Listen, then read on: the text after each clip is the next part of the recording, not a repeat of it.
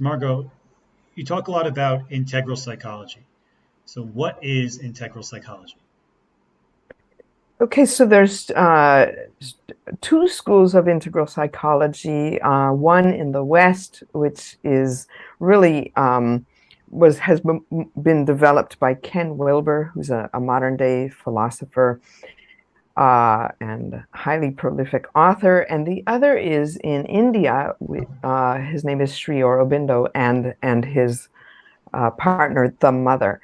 And integral psychology is basically recognizing that we are multidimensional beings, and to use Wilbur's words, body, mind, soul, spirit, nature, and society. So it's me and my inner dimensions and the outer dimensions where I connect to others and to nature, which is really important in our modern day. Um, and it's not just a concept, it's also a state of consciousness. So an integral psychotherapist cannot be coming from a purely conceptual level. They have to have done their psycho-spiritual journey of healing and development in order to walk other people into their own journey. And the journey is unique. There's no two people that have the same, like sometimes people ask me, well, what does it look like in session? I say, we'll see when we get there, because everybody's different. There's no set formula.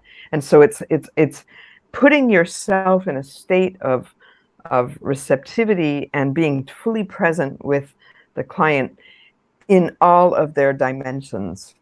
And that's really important. And in many schools of psychology, only our mind is recognized as a dimension. And yet the body is there with its form of intelligence and its connection to nature as well. And then obviously the heart, the emotions, and the rest. So it's the journey of integral psychotherapy is the multidimensional journey into who we truly are and who we can be. So, I'm wondering what you think of this.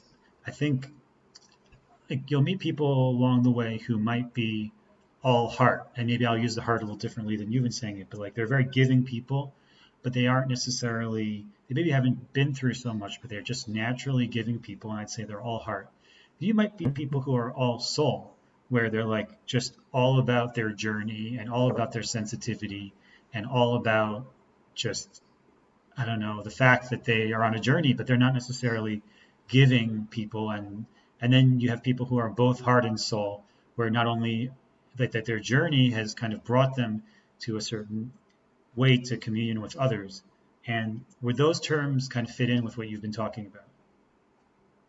Yeah, yeah. And I think the journey of psycho-spiritual healing and development, ultimately, we have our nature and we have our calling, but we also have a potential for balance. And we do need, someone who's just connected to the spiritual, maybe they'd be really good in a monastery, as long as they're not in an administrative role or something. But they may not have their feet on the ground, so they might have a hard time doing something in the world, like earning a living and running a household. And so an ancient Vedic saying from India is feet on the ground, head in the clouds.